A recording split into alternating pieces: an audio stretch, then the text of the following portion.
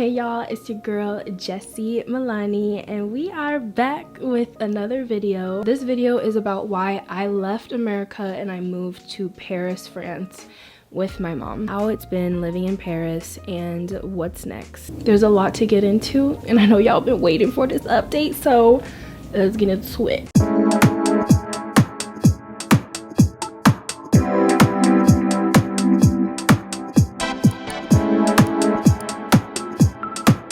This is not gonna be all positive, so you're gonna want to watch until the end for all the tea. So have you ever felt like you needed to leave everything behind or start over and move somewhere new so that you can find yourself again, so that you can level up to the next level, because you are so convinced that where you are right now is just not gonna do that for you? Although I do believe in you are a co-creator within your reality with, you know, your higher source that you believe in, God, the universe, sometimes I do think that we genuinely just outgrow certain environments, and there comes a time where we are called to take a risk and to change and to leave. You can only grow so much in the environment that created you, and that is why I left Palm Beach and I moved to LA. Maybe you want to leave America, maybe you want to leave your hometown, maybe you want to leave the city that you moved to, and maybe it's because you know that there is something there for you on the other side of that move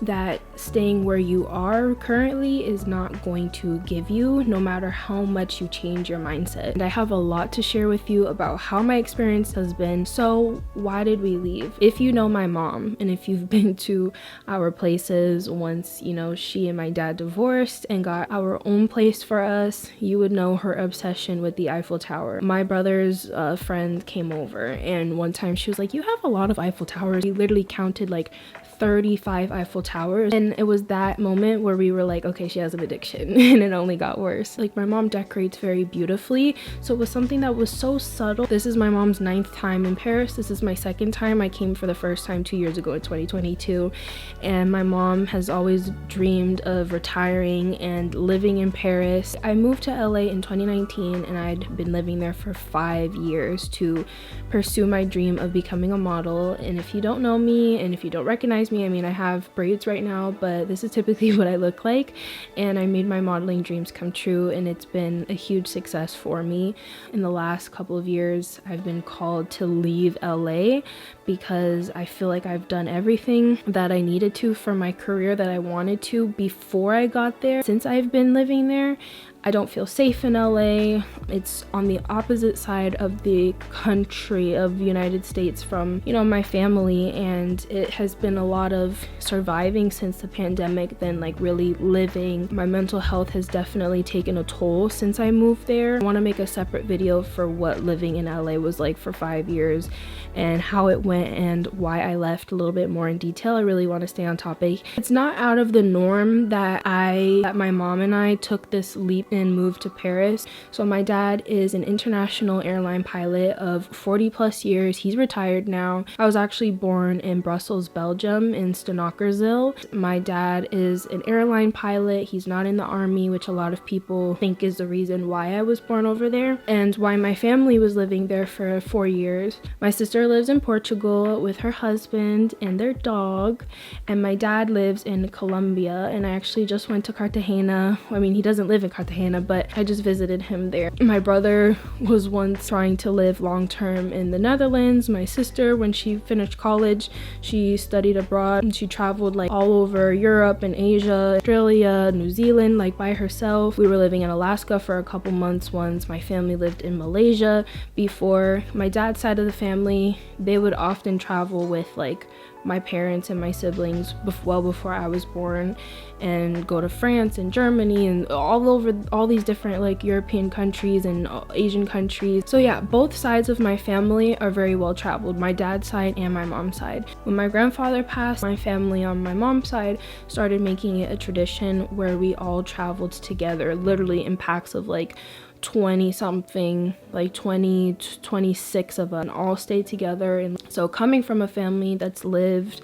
and traveled all over the world, me moving abroad and my mom moving abroad is nothing that's like out of the ordinary. And obviously that is a privilege that I don't take for granted, and I'm very grateful for, because I know that everybody doesn't get to experience that. But what I want people to know is that you can experience it. You just have to plan, execute, work hard, use your resources, and do your research to figure out how you can make traveling and moving abroad something that is possible for you, because you're not tied to your current circumstance for the rest of your life unless you decide that you are. I don't ever want anybody to look at me and think like, oh, I wish I could do it, but I can't. It's 9 o'clock at night. This is literally the sky right now, so it is gonna start to get a little bit darker. So the push factors, I mean, if you have been consuming content on why people have left America, you already know. I mean, do I have to explain it? You know what I mean? But I definitely will for the sake of this video. First of all, I don't feel safe in America, and what backs that up is America being listed as number 131 out of 165 on the Peace Index for the ranking of safety. The proof is right here, and the link to that is in the description box, just so you know. Parents out there, are you not terrified of taking your child to school? How many sweet babies, innocent lives of teachers and people that work at schools have lost their lives to gun violence, to mass shootings? Look at this number. This is how many mass happen a year in the United States. It's concerts, it's churches, it's movie theaters, it's schools, it's grocery stores. And I used to live in downtown LA. I've literally had a gun pulled out on me for literally doing nothing, which I will talk about in that video. I did not deserve that. That was absolutely terrifying. Women's rights are being taken away in America. My like-minded girlies were here. Then the anticipation towards America's upcoming election this November, the fear around that, like what could happen, Project 2025, look at the resources that are in the description box. It's very important that you get out there and vote. Even somebody like me who has moved abroad, I am still a United States citizen, and I'm still going to be a responsible citizen and make sure that I go out there and vote. It would be incredible to see a Black woman be president. It's editing Jesse from the future. I'm throwing this in. I know all of our timelines are curated so differently based on what we consume the most of. I would think that by now the majority of Americans know the truth because of how many people are bringing to light and exposing the truth about what America does not want us to find out. Our education system has failed us. America banks on its citizens being sick and unhealthy. Big pharma, big media, big tech. There's so much food that is illegal in Europe and Asia that is legal in the United States. It's the meats, the fish, the fruits, the vegetables, the packaged goods, the packaged snacks, tampons, pots and pans, toilet paper, cancer labels on everything. It's no coincidence that when people travel to Europe and Asia, suddenly they don't have their gluten allergy anymore. They're eating pizza and bread and croissants every day, and then they're no longer lactose intolerant and they can drink the milk and the ice cream. We're out at dinner right now, right? We're just thinking about, you know, we eating bread. Say hi, mommy. She has not been feeling bloated. She has not been having her chronic nausea problems, no indigestion issues. And so it's those types of things that make you go, what would life be like without those gut issues? What would life be like without these allergies and all sorts of health problems when our food is actually fresh and healthy and not slowly killing us? It's become the new saying to say the American dream is to now leave the United States and to make your money in the US. You really have to do you and make your own decisions and stop letting bothered people keep you bothered. Social media is playing a huge role in this mass exodus that's taking place, where so many people are becoming expats, or as they like to call, no, you're an immigrant to these other countries. Coming from an immigrant family and being a first-generation American, I have a unique perspective of America because my family would not be where they are today without the opportunity that America offers when you come to this country, and how much you can do with your life and how much you can create and build here from literally nothing. So while there is so much opportunity, there also is the factor of your health health and your safety being at risk. All right, I just came to drop that in. Back to it. So now I'm going to move into chapter 2, the initiation, what it's like since I've been here. When we got here, it was a culture shock, and I was just like, what did I do? Did I make the right decision? There's like no AC. Like, AC is not very common here. It's actually starting to become more common. You go into most places and it's even hotter inside than it was outside. Of course, it's not the best idea to come to Paris when the Olympics is happening and in the height of summertime and the heat, and it's hot, and you know, there's a lot of tourists here. At the same time, my mom and I was home for a month, and we just felt like, no, we need to go. If you keep up with me on Instagram, you saw my short vlog about Lyon. It's a 2-hour train ride from Paris, and so we got to Paris, we landed here, and then with the Olympics happening and everything, like, we don't like crowds, so we're like, let's just go to Lyon for a couple of days and, you know, see what it's like, and then we just come back. Simple. It was a lot adjusting because we don't speak French. There is this expectation to be fluent. When you come to Paris, there's so many tourists that come here. Once you say bonjour, parlez-vous anglais? Okay, great. And because it's not as touristy as Paris, it was a lot more difficult getting around with like the language. We realized like our stay did not have AC, and then it didn't have stairs, and we're just like, it was on the 4th floor to Europeans, because they count the 1st floor as the first level that you go up. Ground floor is 0. So it was on the 5th floor. We have these 2 large suitcases each and a carry-on bag. It's hot. Having that like full-on European experience, like, no, it was a big adjustment. We weren't there that long, but it was a lot for us. Our bodies were not adjusted to the time zone, so we were going to bed at 4 a.m, waking up at like 2 o'clock in the afternoon. By the time we surface and start our day, it's 4 o'clock. Lyon was really just going through the feels of adjusting to life in France, registering the fact that, holy shit, we did this, can we do this? After Lyon, like, you saw that little vlog, I mean, we ate good, we walked a lot, we explored our area. Every 9 out of 10 interactions I've had, they've all been positive.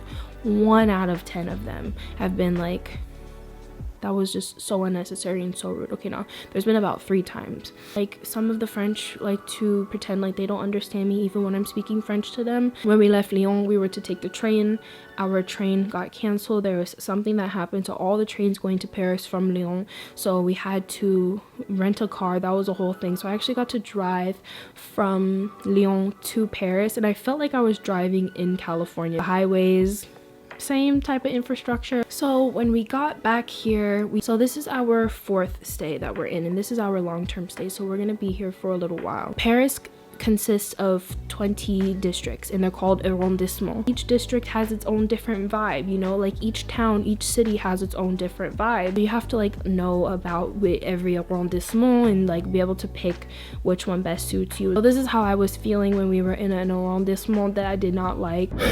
Honestly, I'm so over this place. Like, it reminded me of being in New York. It reminded me of being in downtown LA. I am not a city girl. I am a suburban chick. You know, all I could think about is like, damn, I really miss like having my car. I miss having my luxury apartment. I miss having all this space, like a 2-bedroom, a 2-bathroom. And so my intention in what I'm about to share is just to give like context on my background, who I am, where I come from, what I'm used to, because I'm sharing my experience and how it is affecting my experience here. The following things that I'm about to say doesn't mean I won't overcome them. It doesn't mean I think less and low of the people here and this country, the system of things, you know. Here's a list of the things that have been making it a very hard time to fall in love with the city.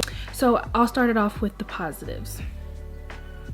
I do like the challenge of learning a new language, because if you know me, I love language. While I may not love French, I do like it. I think it's funny to listen to. I think it's funny when I'm trying to like impersonate their accent and what they say and how they say it. I've been eating whatever I want, and I'm already seeing myself like shrink back to the size that I've been trying to get back to. I like the newness of being on foot and not having a car, although I really and truly miss my car. I love knowing that I'm safer here and that the quality of food and life is better. You know, life here moves so slow. The buildings are just so beautiful and the streets are so beautiful. I always tell people there's nothing like Europe. The way that the buildings are built and how they have been kept up with so well, when you're looking at it in such fascination, trying to comprehend, like, these people literally made this stuff from hand. There's also the excitement of discovering a neighborhood, an area that we will settle down long term. Okay, now that I got the positives over, I am ready to get into the negatives. Baby, I've been making these jokes, okay? These jokes that I'm gonna go move back to America. I'm gonna be singing the Pledge of Allegiance. I'm gonna put up an American flag outside my house. Like, I just been like, I gotta get out of here. I'm ready. America's this, America's that. You know, just so over it over there. And then coming over here and being like, damn, I miss Target. I got notes. Talk about how I feel about the transportation here. I know, the audacity of me. Who does she think she is? I am highly germophobic. I'm not OCD. A lot of y'all be using the word OCD very incorrectly. I am very, very, very, very clean. I am the cleanest person that a lot of people that know me know. I'm looking at crevices, I'm looking at floors and walls and seats. So before I sit somewhere in public, I'm looking at that chair before I sit in it. And if I see crumbs and spots and all types of stuff on there, I ain't gonna sit in it. You know, when I fly and when I travel, I'm wiping everything down, okay? I'm squeamish about things and I backtrack germs. So I'm thinking about whose sweaty balls was there, whose leaky pom pom was there. Girls that talk about how they be free bleeding in public, your body, your choice, but like, oh my god, how are you gonna live anywhere? How are you gonna live in the city? How are you gonna do 12 times? How are you gonna This is for me to figure out, okay? Yep, I'm in Paris and I'm gonna figure it out. Ooh, I feel nauseous. I like to have space. I don't like when people are right up under me. So when it comes to like a packed train and a packed bus and a packed tram, I don't look forward to that. I don't know anybody that does. Some people, that's not gonna bother a lot of people. But when you grow up in suburbia and you have never had to take public transportation, I think that's very new for me to get used to. You know, I'm a big girl, I'm a tall girl, I'm a thick girl, I need my space. I'm a very warm person, I'm very friendly, I do talk to strangers, I'm always giving somebody a compliment. You know, I talk to people, so it's not to get confused with me being somebody that's cold. I just like my space, okay? I just like my space. Don't get me started on the smells here. The smells. So wearing deodorant here is not as common as it is in America. Yes, I said it. And I mean, my family always talked about this in Belgium. They'd be like, oh, the people would stink on the train. They'd stink in the grocery store. Grocery store be having like a smell to it, like kind of like rotten fruit and smelly fish. It's unbearable. It's hard. I have a very, very strong nose. Like, when you gotta do this, it's funky, it's bad. Nobody wanna be all the time. It's like when you go to the checkout line, that's where you start smelling people. It literally make you go,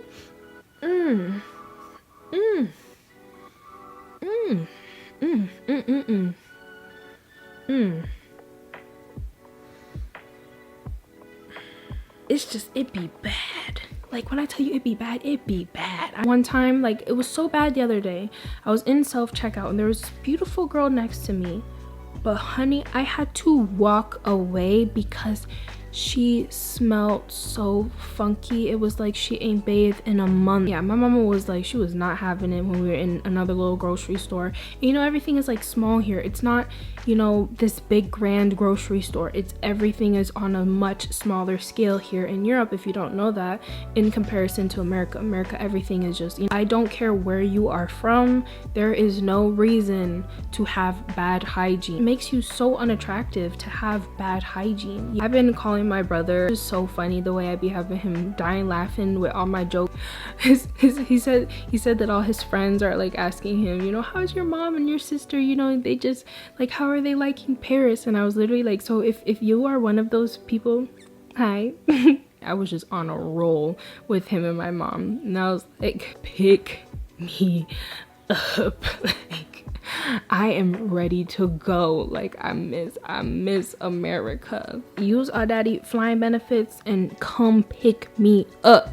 So I thought of this funny video idea when I was like, you should make a video. The pledge, the American flag, like in America, it's just been something that you don't want to partake in when you have seen everything about our country for what it is, you know? As a joke, I've just been like, and I'm proud to be an American, where at least I know I'm free. But not to be confused with, baby, we are not free, okay? Honestly, there's these moments where I feel like, oh my god, yeah, like I can do this, you know? I can get past these things, I can overlook these challenges. Like, I know I can make it here, you know? I can make it really good here. Once I have this and that, I'm gonna be good. And then the moments where I'm just like, has been like, girl, I don't know. I still have a lot more to say, so keep watching, bestie. Paris is a very expensive city. We're the first people in this place, like it's renovated. Everywhere we have stayed has been freshly renovated, and we get to be like the first tenants in this unit. I don't know if it's a European thing or a French thing, but they're just not about convenience. I am noticing that there's not this eagerness to provide such excellent like hospitality, to be thoughtful and considerate about certain things that you might need. Eat slow, they take their time, you know, they get through their meal. The French sit for hours and hours and hours. So there's no like designated smoking area, and so when you're like eating, you know, at a restaurant, you're getting a lot of secondhand smoke, which is not very healthy. I said my nose is strong, it'd be making me cough, make my throat dry. And even like if you're eating inside, the windows are open because they don't have AC, so even if somebody's smoking outside and you're eating inside, everything's smaller, small scale everything, and so you're gonna be inhaling it. I've given up a lot because it just felt like the right thing to do to be here, because I was just so sure that I could not stay in America anymore. Like, I'm real life starting over at 27, and honestly, to be honest with you, like I feel very lost. I don't know that I made the right decision. I don't know that this place is for me, but what I do know is that like everything happens for a reason. I'm trying to figure it out. I make the best decisions for myself that feel right in that moment. Hindsight is 20/20, meaning like you don't know what you don't know until you find out. I'm scared. I feel lost. I feel safe to say that on my platform here on YouTube. You also have me here, like that just means a lot, and I really appreciate you for, you know, just keeping in touch with me and like wanting to hear about how I've been doing, wanting to hear about my journey, and watching through all of this and watching it unfold. And I want to show you more about me and my life than I showed when it came to like modeling and living in LA. You know, I think I just had to go through that experience alone, and if I showed you guys what I went through there, I might have crossed my own boundaries at times. I don't know. It wasn't meant to be. It was meant to be like that. So when it comes to this journey, I really take you there, and I really like go all in. If I decide to stay here in Paris, and if I do fall in love with this city over time, like if it's a slow burn, that we're gonna get our own place and we're just gonna be neighbors, like literally next door. It's just gonna take time before I level up again and go even higher and even bigger than I did when I moved to LA from Florida. Within 3 days of planning, make this like something really grand and huge. There's this next level that I have to reach and to accomplish, and like I want to get there. Is that level here? Like, does that happen in Paris? I came here with 2 suitcases, a lot of content equipment. I only have so many clothes right now. You know, like this year has brought like some of the biggest changes in my life, and this has been one of them, and I'm just going through the emotions and the waves. Damn, I don't have that much longer to give with chapter 3, but let's see. Chapter 3, the return or ongoing journey. So I'm finding peace in the uncertainty. I'm trusting in God. I'm leaning on faith and spirituality during this very uncertain period, because like I don't see myself moving back to the US, but like the world is my oyster. Like I could see myself moving to another country in Europe, but I also want to be with my mom right now, and I also want to give Paris a try. I don't want to give up, and I'm not saying I'm giving up. I'm just saying I'm not in love with this city, but I'm here to give it a chance and to push through these challenges and see where this takes me. Paris might just be a stepping stone, and it might not be the final destination. And you know, my mom and I were on the same page of that before we came here. We knew that we would be testing this out and then going country to country to see where it is that we want to settle long term. The importance is being adaptable and open to new experiences, and understanding that it's okay to change direction if something doesn't feel right. And so I encourage you to embrace your own journey even when you feel lost, and I want you to know that it's okay to not have everything figured out, because I, Jessie Milani, don't. I think this is gonna end. Hold on. So reflect on your own life choices and trust in your uncertain path, even when it feels uncertain. And so definitely subscribe for more updates. Even with all of those challenges and hiccups, I'm still going, and I'm going to keep you on this journey. So make sure you subscribe and stay tuned to see what's next. I can't wait to share it with you. I love you, bestie. Thank you so much for listening. If you watched all the way up to this point, even if you skipped around, make sure you follow me on Instagram at Jessie Milani, on TikTok at Jessie Milani _ and don't forget to check the description box for the rest of those links that I mentioned in this video, those resources. I love you. Bye. My mom and I are like this close. She's my best friend, and if she is in a 9-hour time difference from me, I call her like 5 times a day sometimes. Oh no. Okay, God, please send that bee away. I rebuke it. I rebuke these flies too. Oh no. Oh, mommy. So that was bizarre. Not me talking about how I need to be near my mom with the 9-hour time difference, and then a bee comes and I'm talking about some mommy. Okay.